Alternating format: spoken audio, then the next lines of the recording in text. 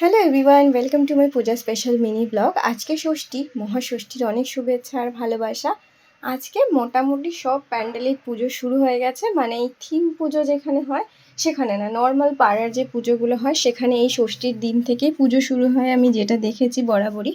তো সমস্ত পুজো প্যান্ডেলে এখন মায়ের অষ্টদান হয়ে গেছে, পুজো শুরু হয়ে গেছে। এবার একটা বেশ পুজো পুজো ভাইবস আমার মনে হচ্ছে।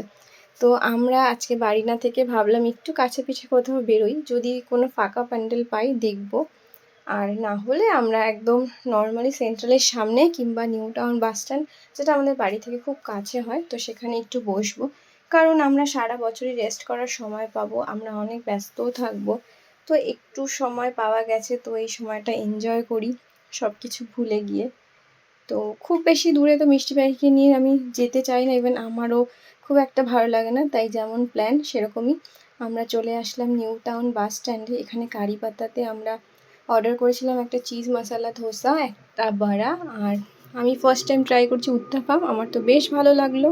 আমি কেন জানি না আমার এই সাউথ ইন্ডিয়ান ফুড এখন অনেক বেশি ভালো লাগে। আমি এর আগে কখনো খেতাম না, মানে এই লাস্ট 5 ইয়ার্স ধরে খাচ্ছি। তো এইভাবে দিনটা শেষ করলাম, কেমন লাগলো জানিও তোমরা।